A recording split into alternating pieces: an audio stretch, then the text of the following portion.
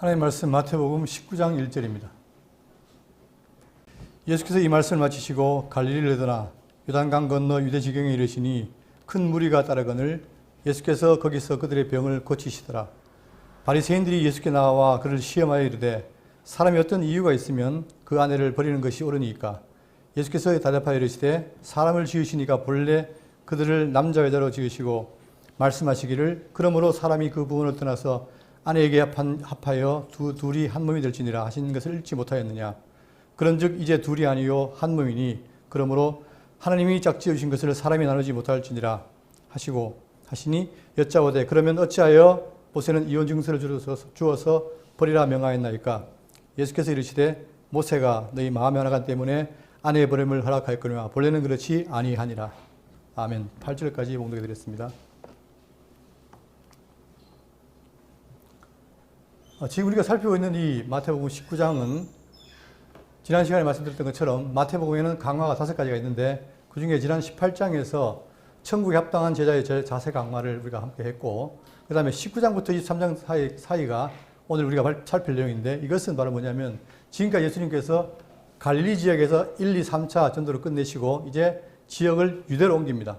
옮겨서 유대 지역, 자, 유대 지역이 뭐가 있습니까? 예루살렘 있죠? 그러니까 이 말은 곧 예수님이 죽을 때가 가까웠다는 거죠. 그러니까 유대 지역에서 사역이 19장에서 23장까지 5장에 되어 있습니다. 자, 이 내용의 중심은 물론 천국이 중심이고 그 내용이 있는데 오늘부터 이제 살피겠습니다. 그리고 마지막 24장, 25장은 이제 또 종말론 강화가 있죠. 자, 그러면 지리적으로 봤을 때에 지금 이 지역은 전에 갈릴리 지역이잖아요. 이 갈릴리 호수 있는데 이쪽에서 사역을 끝내고 옮겨서 이쪽 사마리아 지역을 안 가고 이쪽 요단강을 건너서 이 베레아 지역에, 여기에 지금 예수님 오신 거예요. 이 지역에. 자, 여기 와 있다는 거죠. 자, 그러면 본문을 보시면 예수께서 이 말씀을 마치시고, 자, 위에 18장 내용이에요. 제자들을 마치시고 갈릴리를 떠나 요단강 건너 유대 지경에 이르시니 큰 무리가 따르거늘 예수께서 거기서 그들의 병을 고치시더라. 여전히 하시는 일은 뭡니까? 병을 고쳐서 천국복음을 증거하는 것이었죠. 자, 그러면서 3절. 바리새인들이 예수께 나와 그를 시험하여 이르되 사람이 어떤 이유가 있으면 그 아내를 버리는 것이 옳으니까. 자, 계속 가는 곳마다 뭐가 있습니까? 예수님을 시험하는 게 있죠. 우리가 잠깐 정리해 보면은 마태복음에서 4장에서 뭡니까? 마귀가 시험했죠, 예수님을. 그 다음에 16장에 바리새인과 사두개인들이 예수 시험해서 표적 보기를 청했고, 그 다음에 또한 바리새인의 제자들과 헤롯 당원들이 와서 또 시험하기를 가이사의 세금을 바치는 것이 옳으니까 옳지 아니하니까. 자, 특징은 뭐냐면 이들이, 특히 바리새인들이 예수님을 시험할 때는 뭐예요? 이거냐 저거냐 두 가지 택하게요. 근데 이걸 택하든 이걸 저걸 택하든 택하면 뭡니까? 함정에 빠지는 거예요. 근데 예수님은 이 두 가지 선택에서 굉장히 지혜롭게 피해 나가시죠. 그 다음에 또 한 율법사가 예수를 시험해서 계속해서 예수님은 뭡니까? 반대 세력들의 시험을 당했습니다. 그런데 오늘 이 내용 속에는 뭐가 있냐면은, 자, 사람이 어떤 이유가 있으면 그 아내를 버리는 것이 옳으니까 이혼에 관한 문제예요. 이 이혼에 관한 문제인데 이 이혼에 대한 문제는 신명기 24장 1절에 이 얘기 있습니다. 사람이 아내를 맞이하여 데려온 후에 그에게 수치되는 일이 있음을 발견하고 그를 기뻐하지 아니하면 이혼 증서를 써서 그의 손에 주고 그를 자기 집에서 보낼 것이요 그 여자는 그 집에서 나가서 다른 사람의 아내가 되려니와. 자, 이렇게 신명기에서는 뭐냐면은 수치되는 일이 발견될 때에 이혼이 가능하다. 그러니까 이혼할 때 뭐라? 이혼 증서를 써줘라. 이게 지금 신명기 모세의 법이었어요. 자, 그러니까 이걸 가지고 이제 지금 예수님이 시험하는데, 자, 어떤 이유가 있으면 아내를 버리는 것이 옳습니까? 라고 한 거죠. 근데 여기에 배경 속에 뭐가 있냐면은 이 당시에 바리새인 중에서 학파가 있는데 바리새인 중에서도 학파가 있어요. 나뉘는 거예요. 힐렐 학파가 있고 샴마이 학파가 있는데 이 둘이 서로 이혼 문제를 놓고 싸웁니다. 그럼 뭐 때문에 싸우느냐? 둘 다 이혼을 인정을 해요. 인정하는데 문제는 이 수치에 대한, 신명기 24장 1절에는 수치에 대한 견해가 달라요. 이 힐렐 학파는 좀 자유로운 율법주의고 샴마이는 아주 엄격한 율법주의예요. 그러다 보니까 이 자유로운 율법주의를 택하는 이 그 힐렐 학파에서는 수치의 의미를 좀 확대합니다. 확대해서 좀 포괄적으로 보고, 그 다음에 이 샴마이는 뭐예요? 엄격해요. 그러니까 가는 것 같이 아주 엄청난 일이 아니면은 절대 이혼 못한다. 이런 거죠. 이 두 개의 차이점입니다. 그러면 이 두 개의 상황에서 지금 시험하기를 어떤 이유가 있으면 그 아내를 버린 것이 옳으니까라고 했을 때 예수님이 어쨌든 간에 이 두 학파 중에 하나를 택해야 되는 거예요. 그죠? 그러니까 어쨌든 이 시험 속에는 뭐냐? 예수님을 공격에 빠뜨리려고 하는 의도가 있다. 그걸 생각하시고 보시면 됩니다. 자, 그런데 이 힐렐라파가 얼마나 이 확대 해석했냐면, 심지어는 뭐냐면은, 자, 아내가 음식을 했는데 그 음식이 상했어요. 이것도 수치에 해당돼요. 그 다음에 남편이 살다가 아내가 싫으니까 다른 여자를 좋아해요. 이것도 뭡니까?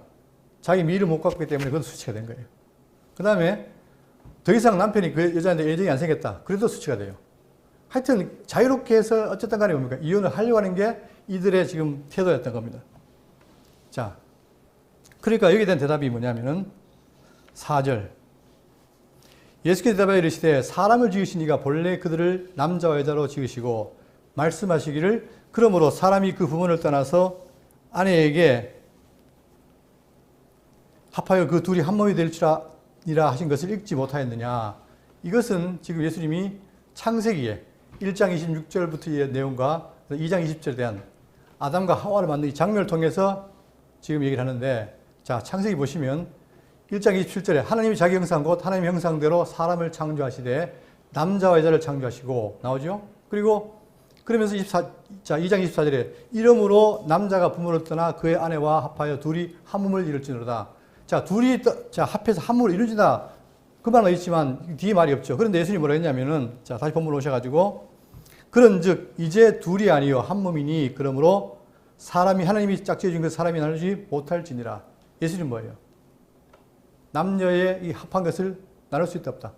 없다는 말은 뭘 반대한다는 겁니까? 이혼을 반대한다는 거예요. 그러니까 이 두 학파의 싸움에서 예수님은 어느 정도 속하지 않고 원래는 뭐다? 하나님이 짝지어준 그 사람 나누지 못할지니라 라고 말씀하시고 답을 내립니다. 그러면서 여짜오되 그러면 어찌하여 모세는 이혼 증서를 주어서 버리라 명하였나이까? 예수께서 이르시되 모세가 너희 마음의 완악함 때문에 아내의 버림을 허락하였거니와 본래는 그렇지 아니하니라. 결국은 뭐냐? 왜 모세가 이혼 증서를 써줬느냐? 그 이유는 뭡니까? 사람들이 완악하니까, 자꾸만 버리려고 하니까, 그러면 이혼 증서를 써줘서 그 아내를 어떻게 다른 데 시집가게 해라. 이러기 위해서 줬다는 거죠. 자, 그러나 원래는 뭡니까? 원래는 그렇지 않다라고 하신 게 예수님의 답변인 거예요. 그러니까 이혼은 성경이 허락지 않는다는 거죠. 자, 이런 다음에 9절 보겠습니다. 내가 너희에게 말하노니 누구든지 음행한 이유 외에 아내를 버리고 다른 데 장가든 자는 간음함이니라. 이게 마태복음 5장 17절에 나온 얘기죠. 쟤네들이 이르되 만일 사람이 아내에게 이같이 할진대 장가들지 않는 것이 좋겠나이다. 차라리 그러면 장가 안 되게 낫겠습니다 라고 한 거예요. 그러니까 11절 예수께서 이르시되 사람마다 이 말을 받지 못하고 오직 타고난 자라야 할지니라. 이때 타고난 자야 할지라는 말은 뭐냐면은 하나님께서 허락하신 사람. 그래서 공동번역에서는 이것을 그렇게 번역한 거예요. 하나님이 허락하신 사람은 그렇게 한다라고 되어 있습니다. 자, 그러면서 12절에 어머니의 태로부터 된 고자도 있고 사람이 만든 고자도 있고 천국을 위하여 스스로 된 고자도 있도다. 이 말을 받을 만한 자는 받을지어다. 자, 이 고자에 대한 얘기를 하는데 원래 고자라는 말은 뭐냐면 침실을 맡은 자예요. 왜 그런 말이 나왔느냐? 자, 과거에 그 왕의 아내가 왕비죠. 왕비를 모시기 위해서 사람들이 남자가 있잖아요. 그럴 때 이 남자가 왕비에게 나쁜 짓 못하게 위해서 뭡니까? 거절을 하는 거예요. 그래서 그때부터 이제 그 고자란 말이 나오게 됐고, 자, 그래서 이스라엘 백성 중에서도 이 고자는 뭘 못합니까? 제사장도 못하고 이스라엘 총회에 들어가지도 못해요. 그 정도로 엄격한 거죠. 그런데 먼저 뭐가 있냐? 첫 번째, 어머니의 태로부터 된 고자가 있다. 즉, 선천적으로 뭡니까? 아예 불구로 태어난 자가 있다. 이게 첫 번째고, 두 번째는 뭐냐면 사람이 만든 고자도 있고, 자, 사람이 만든 거예요. 그거는 뭐냐면 아까 얘기했죠? 이제 왕의 아내를 위해서 그렇게 했다 이 말이죠. 심지어는 이방 신전 같은 경우에는 여자가 사제인 경우에 그 일을 돕는 남자들이 뭐예요? 사제를 못 건드리게 하기 위해서 그 남자의 거절하는 경우가 있습니다. 어쨌든 간에 필요에 의해서 사람들이 그렇게 만든 것이 있다.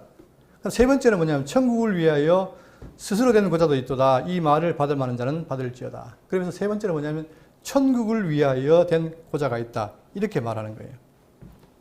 자, 그래서 마치 이제 이 부분이 여러분, 기독교 목사는 결혼하잖아요. 근데 불교나 천주교는 신부와 스님은 뭐예요? 독신이죠. 근데 이제 그러면 인간적으로 봤을 때는 아, 스님과 신부는 참 깨끗한데 목사는 세상 말로 좀 세속적이다. 그런 말 하는 거 아니에요. 그럼 성경은 자, 여기에 대해서 지금 바울과 같은 자가 이제 천국을 위한 자인데 그 바울은 뭐예요? 복음을 위해서 다시 스스로 독신을 사는 거예요. 근데 그것도 자기가 노력해서 된 것이 아니라 은사를 받았기 때문에 가능하다 이렇게 말이죠. 그러면서 기독교는 뭐냐? 이 결혼에 대해서 독신과 결혼에 대해서 어떤 얘기를 하고 있냐? 자, 고린도 7장 7절을 보시면 나는 모든 사람이 나와 같기를 원하노라. 바울도 그래요. 자기도 나처럼 되기를 원한다. 즉 독신을 살기 원한다. 그러나 각각 하나님께 받은 자기 은사가 있으니 이 사람은 이러하고 저 사람은 저러하니라. 내 생각에는 이것이 좋으니 곧 임박한 환난으로 말미암아 사람이 그냥 지내는 것이 좋으니라. 자, 지금 바울 당시에 복음을 전하다 보니까 많은 핍박이 있잖아요. 그러니까 많은 핍박이 있으니까 환난이 있으니까 그냥 사는 게 좋다라고 권면하는 거죠. 그러나 이것이 독신을 살아라는 주장은 아니란 말이에요. 자, 그럼 이 반대로 자, 디모데전서 4장 3절에 믿음에서 떠나 미혹한 영과 귀신의 가르침을 따르는 거짓말 짱이들은 혼인을 금해요. 그러니까 지금 이 어떻게 보면 천주교도 뭡니까? 신부의 독신을 주장하는 것은 성경적이지 않고 뭐라는 거예요? 믿음에 떠난 미혹한 영의 가르침이다 하고 오시면 되는 거죠. 자, 그리고 히브리 13장 4절 모든 사람은 결혼을 귀히 여기고 침소를 더럽히지 않게 하라. 성경은 일관되게 뭡니까? 결혼을 귀히 여겨라. 그리고 고린도 17장 9절 만일 절제할 수 없거든 결혼하라. 정욕이 불같이 사는 것보다 결혼하는 것이 나으니라. 그러니까 일반적으로 우리 다들 뭐예요? 그냥 결혼해서 사는 것이 정상이다 이 말입니다. 그러나 때에 따라서 천국 복음을 위해서 특수한 은사가 있는 사람들은 독신을 살 수도 있다. 그러니까 독신을 장려하지 않는다는 얘기죠. 자, 그 장려하지 않는 얘기는 그 뒤에 나오는데 자, 13절 보세요. 그때의 사람들이 예수께서 안수하고 기도해 주심을 바라고 어린 아이들을 데리고 오매 지라들이 꾸짖거늘 예수께서 이르시되 어린 아이들을 용납하고 내게 오는 것을 금하지 말라. 천국이 이런 사람의 것이니라 하시고 그들에게 안수하시고 거기서 떠나시니라. 자, 계속 어린아이를 얘기한다는 얘기는 뭡니까? 어린아이를 가지려면 뭐 해야 돼요? 결혼해야 되죠. 그러니까 성경은 일관되게 결혼에 대한 얘기를 강조하고 있습니다. 그러니까 그때에 사람들이 예수께서 안수하고 기도해 주시를 바라고 자, 지금도 우리가 뭡니까? 지금도 아이들의 복을 위해서 뭡니까? 유아세례도 행하고 또 유명한 분들 가서 안수받지요. 이것이 이 당시부터 있었던 거예요. 그러니까 그 집안의 복을 위해서 아이의 번영을 위해서 안수기도하는 것은 옛날부터 있던 습관이었는데 그것이 유대교에서 초대교회로 초대교회에서 현대까지 이어지고 있습니다. 이것은 뭐 나쁘다고 할 수 없는 거죠. 자, 아이들 데리고 오니까 지라들이 꾸짖었어요. 자, 왜냐? 우리가 일반적으로 어른들이 모이는데 애들이 오면 어떻게 돼요? 애들은 가라 이러잖아요. 그죠? 왜? 지금 막 바쁘다. 애들 가라. 좀 성가시게 하지 마라. 이런 틀로 이제 했는데 예수께서 이르시되 어린아이들을 용납하고 내게 오는 것을 금하지 말라. 천국이 이런 사람의 것이니라. 우리가 18장에서 배웠지만 예수님 말씀하시기를 천국에 누가 큽니까? 물으니까 예수님이 어린아이를 불러서 보인 앞에서 이런 어린아이와 같이 어떻게 돌이킨 자가 천국에서 천국을 들어간다 그랬죠. 그리고 어린아이 같은 자들이 천국에서 크다 이렇게 얘기했습니다. 그러니까 이 어린아이라는 얘기는 굉장히 시사하는 바가 큰데 예수님 절대 금하지 않았던 거죠. 그리고 여기서 말하는 어린아이는 특징이 있어요. 그러니까 좀 더 성장한 어린아이가 아니고 갓난아기부터 한 7살짜리. 그러니까 전혀 부모의 도움 없이는 혼자 할 수 없는 그런 아이. 그렇게 어쨌든 간에 부모를 의지하는 그런 어린아이를 가리키는 거죠. 그러니까 예수님은 그들에게 안수하시고 거기를 떠나가시니라. 그러니까 우리가 좀 전에 했던 그 독신의 문제를 성경에서 장려하지 않는다.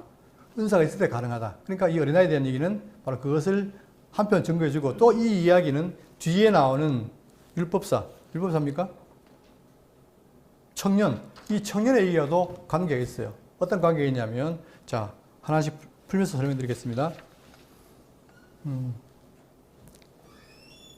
그러니까 지금 성경은 뭐냐면은 18장과 지금 19장 초두에서도 뭔 얘기를 하냐면 천국은 뭐예요?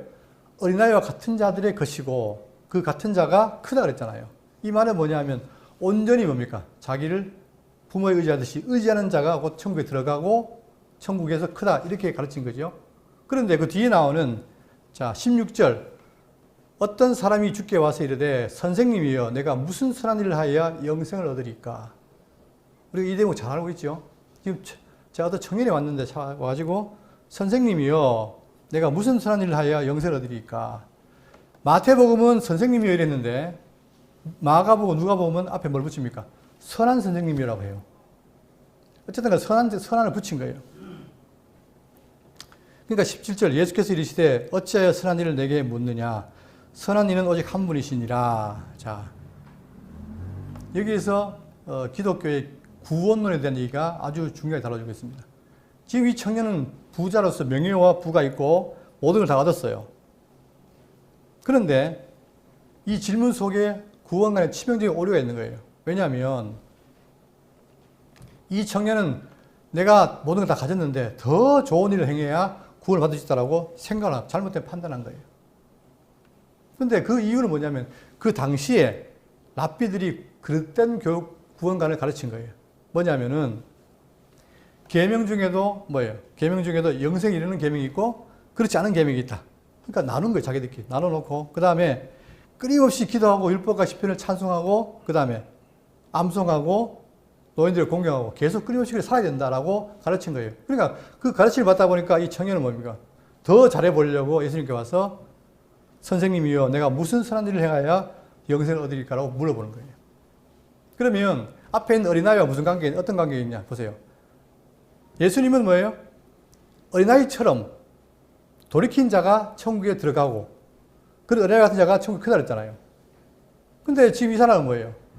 어린아이에서 자기 돌이키는 게 아니라 뭐 하려고? 오히려 더 내가 가능성이 있으니까 더욱더 열심히 살고 노력해서 선을 쌓아서 구원을 받으려 하는 이 두 개의 상충된 모습을 보여주고 있다 이 말입니다. 자, 그런데 어찌하여 선한 일을 내게 묻느냐 선한 이는 오직 한 분이시니라. 자, 그러면 저도 이걸 많이 고민에 빠졌는데 여러분 예수님은 선합니까 안 선합니까? 예? 선해요 안 선해요? 그렇게 선하다고 답한 사람들은 함정에 빠진 거예요. 왜냐하면 지금 이거는 예수님이 원래 하나님이시고 인간의 모습이잖아요. 그죠? 그러면 당연히 선하죠. 그런데 이제 거기에 선하다 이렇게 들어버리면 그 말을 하려고 하는 게 아니에요. 지금 그 말을 하는 게 아니라 지금 예수님은 오직 선한 분을 보다 한 분이시니라. 하나님은 선하다 이 말이에요. 근데 이걸 놓고 사람들이 봐라 예수의 절대 무마심이 잘못된 것이다 라고 공격을 해요. 그러나 이것은 뭐냐면 예수님이 지금 뭐예요? 이 부족한 자, 청년, 이 청년의 잘못된 질문을 답하기 위해서 하시는 거예요. 그러니까 지금 네가 무엇을 해서 구원을 얻을 수 있다 없다? 없다. 왜냐? 인간 날 때부터 뭐기 때문에? 죄인이기 때문에 네가 무슨 노력을 해서 그 의를 이루어서 구원받는 것은 성경이 말하고 있지 않다 이 말이에요. 오로지 뭡니까? 네가 구원받을 수 있는 길은 뭐다? 오직 한 길밖에 없는데 그게 뭐냐? 아모스 5장 4절입니다. 여호와께서 이스라엘 족속에게 이와 같이 말씀하시기를 너희는 나를 찾으라 그리하면 살리라. 또 여호와를 찾으라 그리하면 살리라. 5장 14절 너희는 살려면 뭘 구해라? 선을 구하고 악을 구하지 말지니라. 그러면 여기서 여호와를 구하는 말과 선이 뭘까? 오직 선은 누가 되는 거예요? 하나님만 선하다 이 말입니다. 그러니까 하나님을 구해야만이 산다 이 말이에요. 그러면 여기서 우리가 선을 구한다는 말은 뭐예요? 하나님이 기뻐하시는 것. 그게 바로 뭡니까? 메시아 아니에요? 그러니까 메시아를 구해야 산다는 거예요. 성경 분명히 말하고 있습니다. 그런데 이걸 모르니까 이 청년은 뭐예요?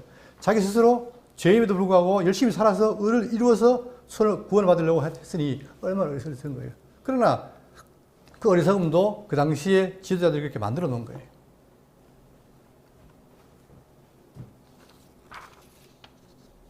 자, 그러니까 이 질문에 대해서 내가 생명에 들어가려면 계명들을 지켜라. 그러니까 이제 그러면 좋아. 그러면 좋다. 하나님 의지하지 않고 네 스스로 해봐라. 그러려면 계명을 지켜봐라는 거예요. 이르되 어느 계명이오니까 예수께서 이르시되 살인하지 말라. 간음하지 말라. 도둑질하지 말라. 거짓 증언하지 말라. 내 부모를 공경하라. 내 이웃을 네 자신같이 사랑하라. 하신 것이니라. 그 청년이 이르되 이 모든 것을 내가 지키었사온데. 자신 있죠? 자기는 어릴 때부터 뭡니까? 계명을 다 지켰다는 거예요. 근데 이 말이 모순이 뒤에 바로 나와요. 자, 아직도 무엇이 부족하니까. 자, 얼마나 이 말 답할 때 얼마나 당당했겠습니까? 다 했습니다. 계명으로는 내가 부족함이 없습니다. 그러니까 예수님 21절 딴 말 안 하시고 잘했다 이 말도 안 하시고 예수께서 이르시되 네가 온전하고자 할진대 가서 내 소유를 팔아 가난한 자들에게 주라. 가난한 자들에게 주라 이랬어요. 근데 이게 턱 어떻게 했습니까? 걸린 거예요. 자, 그러면서 자, 그리하면 하늘에서 보화가 내게 있으리라. 네가 지금은 부자지만 중요한 건 영생은 하늘에서 하는 것이고 너희 보화도 하늘에 쌓아야 되는데 그렇게 하는 것이 내 있는 걸 다 나눠주는 것이 하늘의 보좌를 쌓는 것이다 라고 하니까 22절 그 청년이 재물이 많음으로 이 말씀을 듣고 근심하며 가니라. 여러분 돈을 내놓으려니까 아까운 거예요. 그러니까 근심해서 간 거예요. 그러면 위에서 한 말, 자 내가 이 모든 것을 지켜 싸운데 그 말이 사실이에요, 거짓말이에요? 거짓말이죠. 아니 거기 뭐라고 했습니까? 내 이웃을 자신과 같이 사랑하라. 그러면 자신과 사랑하는 그 말을 지켰다면 당연히 뭐예요? 내가 있는 재물을 내놔서 이웃을 섬겨야 될 텐데 그 말을 들으니까 근심했다는 말은 뭐 지금까지 계명을 지켰다는 말이다. 다 가짜라는 거예요. 그러니까 유대인들은 뭐냐면 이 계명 율법을 지킬 때 제가 늘 말씀드리지만 의와 인과 신은 다 버리고 박하와 해안과 근처에 외형적인 것만 드렸다 이 말입니다. 그러다 보니까 자칫 의롭다라고 고개를 들었는데 그것이 하나님 예수님 말씀에는 어림도 없는 거죠. 자, 다시 봅니다. 22절. 그 청년이 재물이 많음으로 이 말씀을 듣고 근심하며 가니라. 예수께서 제자들에게 이르시되 내가 진실로 너에게 이르노니 부자는 천국에 들어가기가 어려우니라. 왜 어려울까요? 돈을 안 줬기 때문에? 근본적인 이유는 뭡니까? 방법을 잘못 택한 거예요. 자기가 스스로 뭔가를 해서 의로워지라는 것이 안 된다 이 말이에요. 어려우니라. 다시 너에게 말하노니 낙타가 바늘귀로 들어가는 것이 부자가 하나님 나라에 들어가는 것보다 쉬우니라 하시니. 이 낙타가 바늘귀라는 것도 뭐 온갖 얘기들이 많은데 여러분 간단히 생각하세요. 낙타가 바늘귀도 들어간다 못 들어간다? 못 들어간다. 그러니까 부자가 천국에 들어간다 못 들어간다? 못 들어간다. 그 이상 생각하지 마십시오. 뭐 낙타가 어디 있고 뭐가 있고 그런 거 다 쓸데없는 얘기입니다. 그러니까 결국은 예수님 말씀은 뭐냐? 부자가 천국 들어갈 수가 없다는 얘기예요. 안타깝지만. 정말 안타깝지만 없다는 얘기예요. 그러니까 25절 제자들이 듣고 몹시 놀라 이르되 자 제자들이 그 당시 사람들이 뭐예요? 자기들이 볼 때는 자기들은 일반 서민이고 없는 자 가난한 자인데 종교 지도자인 바리새인들이나 서기관들 이런 사람들이 얼마나 우러러 보였겠어요. 그리고 열심히 율법을 지키고 계명을 지킨 사람들로서 존경스러운 사람들이었는데 그 사람이 구원이 없다 하니까 그게 그냥 낱말이 아니고 얼마나 충격이 됐겠습니까? 그러니까 몹시 놀라 이르되 그렇다면 누가 구원을 얻을 수 있으리까? 있으리까? 예수께서 그들을 보시며 이르시되 사람은 할 수 없으나 하나님으로서는 다 하실 수 있느니라. 이게 답인 거예요. 사람은 안 된다. 의인은 없나니 하나도 없다. 그러니까 사람은 자기 스스로가 다 죄인이기 때문에 자기 힘으로 구원을 얻을 수 있는 길이 없다는 거예요. 이게 성경의 가르침이고 선언이에요. 그런데도 지금 오늘날 교회에서 뭡니까? 뭔가 자꾸 그거를 부추기고 적용하고 가르치고 하고 있다는 얘기예요. 안타까운 얘기죠. 그러니까 기독교는 뭔가를 적용해서 변화되는 게 아니라 적용도 내가 하는 게 아니라 뭐예요? 깨달음이 성령께서 나를 깨닫게 해서 하나님의 말씀을 적용케 하는 거예요. 그러니까 내가 거룩해지는 게 아니라 거룩도 거룩해지도록 하시는 거예요. 이것이 무슨 그냥 내 책임을 방조한다는 게 아니고 실제로 성령이 역사하신다는 얘기입니다. 그러니까 성령이 역사하시느냐 안 하느냐, 성령이 계시느냐 이것만 믿으면 그건 문제가 없는데 그게 안 믿어지니까 자꾸 내가 뭔가를 해야 한다고 한다 이 말입니다. 그러니까 성경은 뭘 말하냐. 이 성도들은 눈에 보이는 거 보는 게 아니라 보이지 않는 걸 생각하고 위에 걸 바라봐야 돼요. 그래야만이 현재 내가 살아가는 이 삶의 위치와 자세와 이 과정을 안다 이 말이에요. 근데 그게 자꾸 점점 그게 교육이 안 되니까 자꾸만 눈에 보이는 거. 그러니까 기독교인이나 일반 사람들이 똑같다는 거예요. 그게 결국 만나죠. 그게 종교다운지 아닙니까? 그러나 기독교는 확실하게 말하기를 사람은 할 수 없으나 하나님으로서 다 할 수 있느니라. 그래서 하나님이 주신 방법이 뭡니까? 예? 아 그랬죠? 너희가 살려면 선을 구하라. 그 방법이 뭐예요? 하나님의 선한 방법이신 메시아를 보내신 거예요. 그분을 의지하면 우리가 뭐예요? 구원이 있다는 거예요. 자, 그런데 재밌는 얘기가 있습니다. 27절. 이에 베드로가 대답하여 이르되 보소서 우리가 모든 것을 버리고 주를 따라 싸운대. 아까 부자 청년은 뭡니까? 돈을 나누어 주라니까 근심했잖아요. 근데 여기 있는 제자들은 뭡니까? 베드로가 제일 믿는 말이에요. 우리가 모든 것을 버리고 주를 따라 싸운데 그런즉 우리가 무엇을 얻으리까? 마치 이것이 베드로가 뭔가 보상을 기대하고 한 말처럼 보이지만 그게 아니라 아까 얘기했잖아요. 지금 이 베드로나 이 제자들은 뭡니까? 예수님이 이 부자가 천국에 들어 어렵다 이 말을 듣고 덜컥 겁이 난 거예요. 왜? 아니 이렇게 훌륭한 사람도 구원 못 받으면 우리는 돼야 안 돼요. 우리 같은 존재들이야 뭐 구원을 받겠어라고 그렇게 낙심하고 있는 거예요. 불안한 거지요. 그러니까 그 마음속에 영생에 대한 확신을 얻기 위해서 이렇게 묻는 거예요. 자, 우리가 어떻게 했다? 우리가 모든 것을 버리고 주를 따라 싸운데 그런지 우리가 무엇을 얻으리까? 자, 여기 보면 복음서에 보시면 제자들을 불렀을 때 어떻게 했느냐? 그들이 곧 그물을 버려두고 예수를 따르니라. 여러분, 그물이라는 건 뭡니까? 생활 수단이잖아요. 그걸 버리면 살 수가 없는 거예요. 그런데 그걸 버리고 예수를 따랐다는 거예요. 그 다음, 그들이 곧 배와 아버지를 버려두고 예수를 따르니라. 이번에는 뭡니까? 배도 마찬가지. 배도 중요한 재산 아닙니까? 그걸 버리고 또 부모도 버렸다는 거예요. 자, 마태도 세리인데 예수를 따랐고, 그 다음에 여기 보세요. 마지막에 그들이 배들을 육지에 대고 모든 것을 버려두고 예수를 따르니라. 자기들은 버렸다는 거죠. 이걸 항변한 거예요. 자, 그러니까 28절 예수께서 이르시되 내가 진실로 너희에게 이르노니 세상이 새롭게 되어 인자가 자기 영광의 보좌에 앉을 때에 나를 따르는 너희도 12보좌에 앉아 이스라엘 12지파를 심판하리라. 그래, 버린 것에 대한 대가가 있다 없다? 있다는 거예요. 첫째가 뭡니까? 그게 영생이에요. 영생. 이들은 처음부터 뭐 예수를 영생을 얻기 위해 따른 거 아닙니까? 유대인들이 뭡니까? 너희가 자, 성경에서 영생을 언제 생각하고 성경을 상고하니까 이 성경이 내게 된 거다라고 말씀했죠. 그러니까 이들은 예수님의 영생을 얻으러 따랐는데 그 약속을 하신 거예요. 그러면서 세상이 새롭게 되어 자, 이 이야기가 계시록 21장에 소개되고 있습니다. 물론 이것이 이루어진 게 아닌데 계시록 환상을 보여준 거죠. 그 환상 속에서 뭐라고 했냐면 자,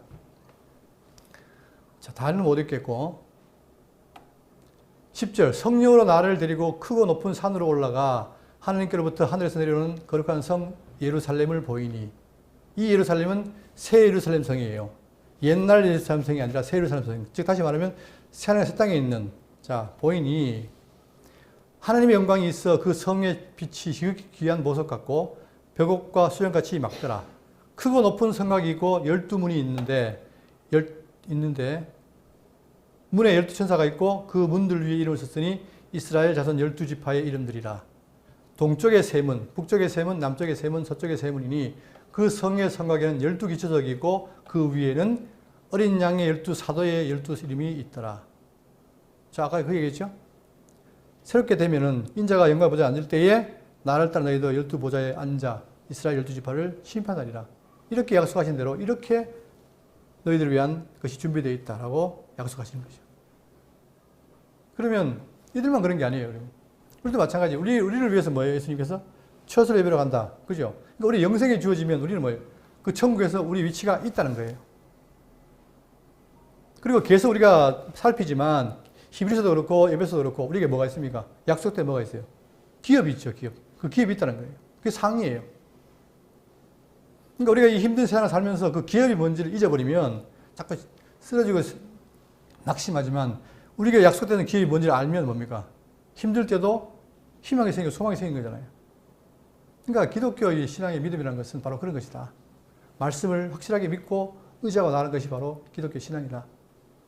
그게 없을 때는 뭐예요? 항상 흔들리고 쓰러진다.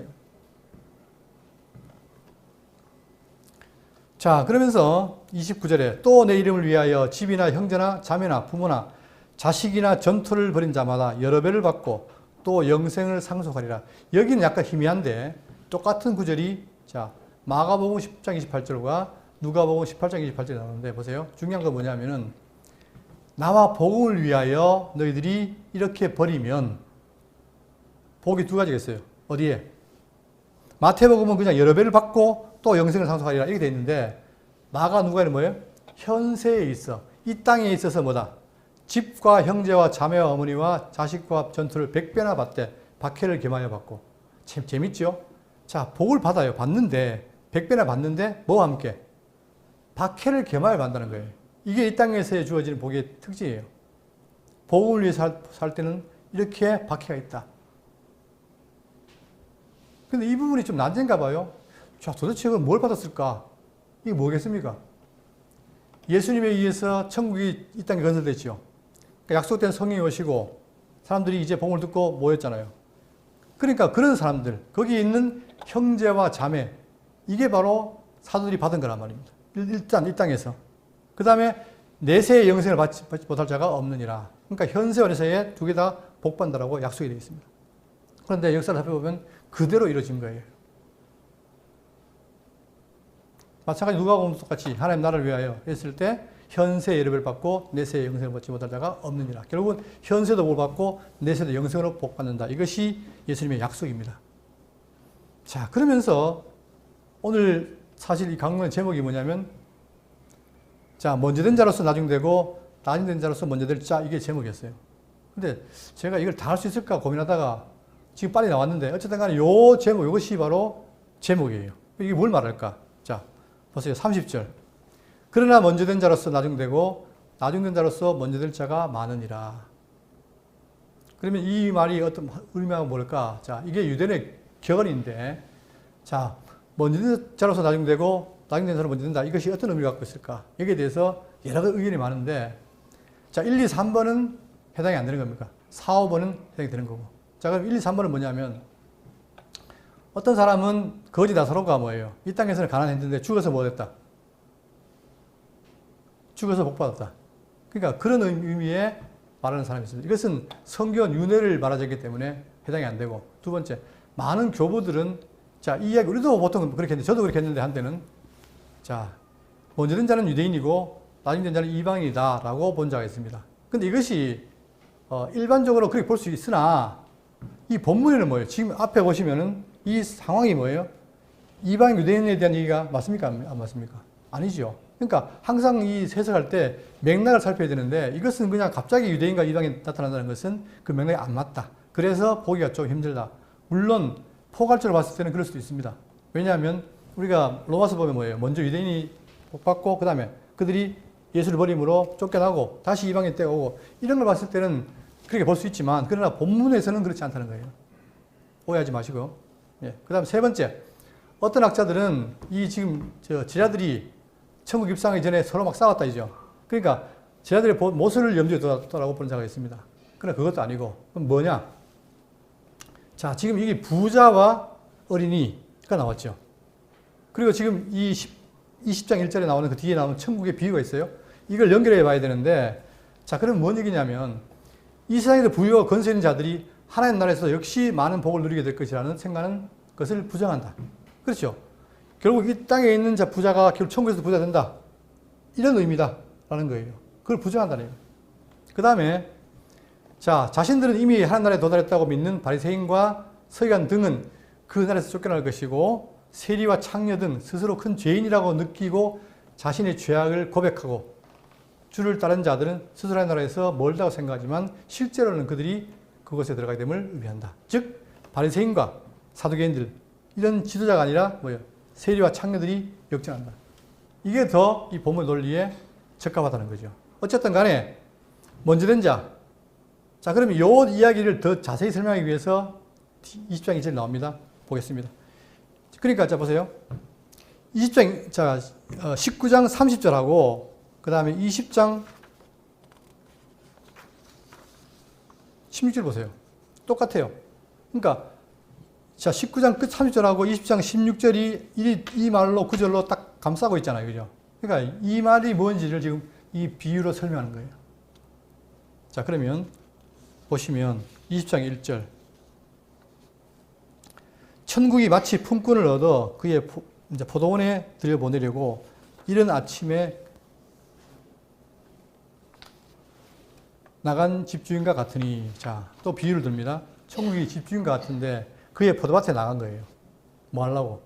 자, 포도 수확체 되면 뭡니까? 어디도 마찬가지지만 수확체 되면 사람 손길이 필요하죠. 그러니까 이제 사람을 구하려고, 품꾼을 구하려고 나간 거예요.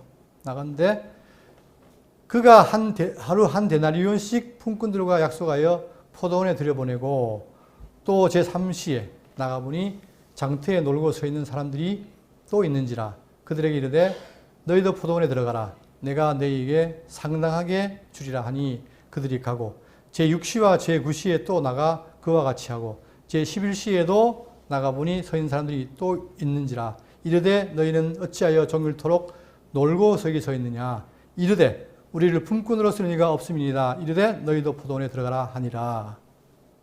점을 매. 자, 여기 보시면 일단 주인이, 이 포도원 주인이 약속을 해요. 품꾼을 두리는데 내가 하루에 뭐다? 품삯을 한 데나리온. 자, 우리가 지난 시간에 했죠?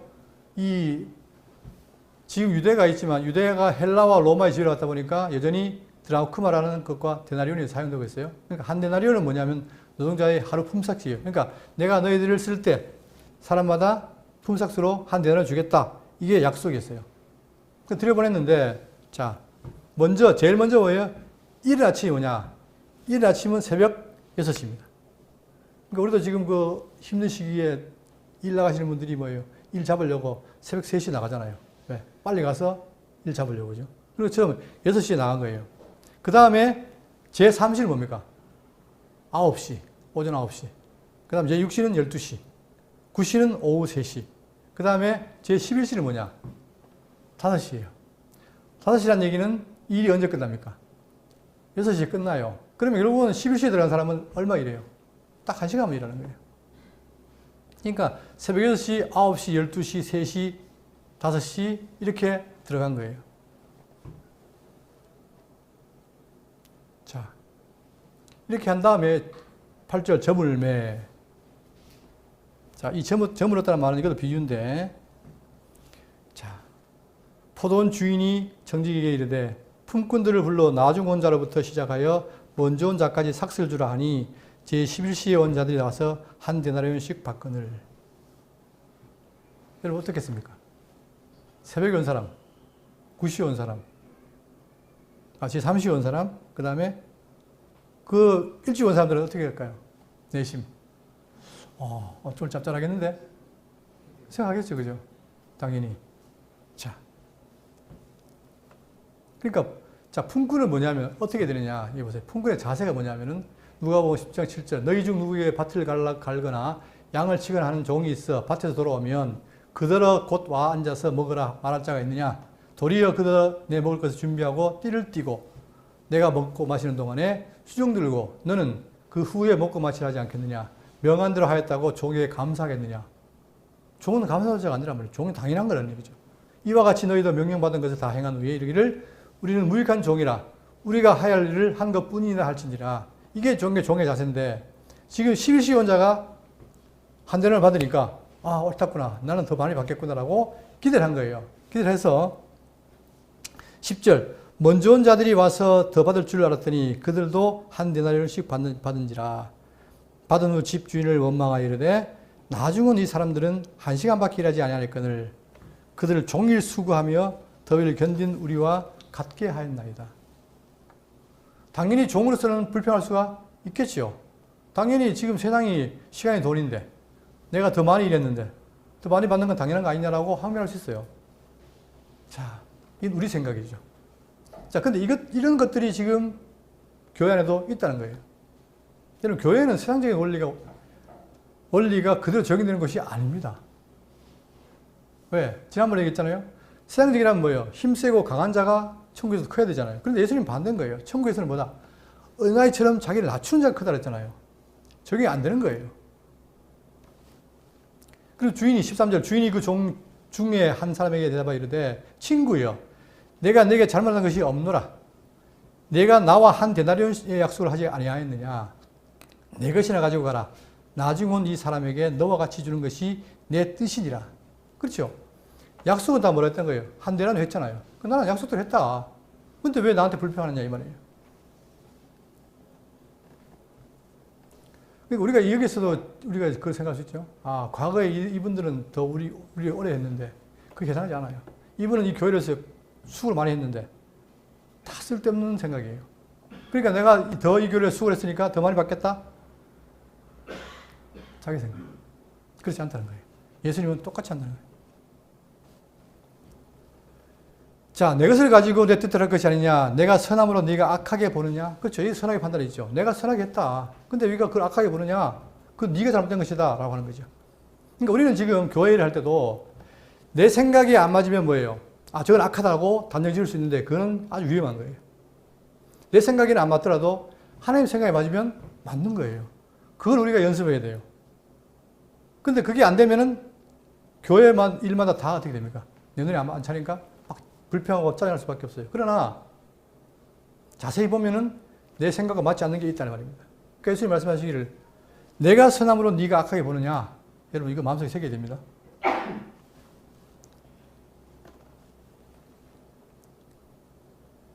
자, 이와 같이 나중된 자로서 먼저 되고 먼저 된 자로서 나중되리라. 여러분 아시겠죠? 위에서 나왔잖아요. 결국은 뭐냐? 천국이라는 것은 미리 내가 따놨다. 따놓은 당상이다라고 생각하는 거 다 의미가 없다는 거예요. 끊임없이 하나님의 말씀을 의지하고 그를 의지하고 따라갈 때만이 가능한 거지 거기서 누가 우열이 있다는 것은 없다는 거죠. 그러니까 지금 보세요. 11시에 온 사람이나 11시에 온 사람이나 이른 새벽에 온 사람이나 똑같이 한다는 거예요. 그 구원은 영생 같은 거예요. 근데 어떤 사람이 나는 수고를 많이 했으니까 천국 가면은 나는 60평 면실이 있고 누구는 학고방이 있다.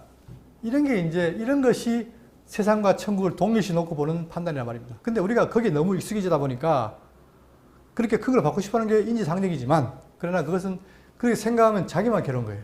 그래서 성경은 그렇지 않고 동일하다. 그죠? 그래서 여러분 오늘 이와 같이 나중된 자로서 먼저 되고 먼저 된 자로서 나중되리라. 이 말씀 여러분 우리가 생각해 보세요. 이 역사 속에서 정말 이 역사의 후반부에 그 대한민국에 그것도 이 대구 지역에 사는 정말 우리가 뭐가 내세웠겠습니까? 그런데도 불구하고 우리가 누구를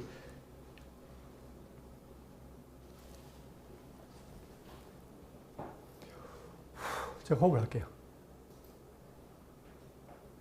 근데 우리가 예수를 어떻게 주로 영접하게 되고 우리가 그 천국에 가게 됩니다. 이것이 하나님의 은혜입니다, 여러분. 그 은혜 속에 사시기를 바라겠습니다.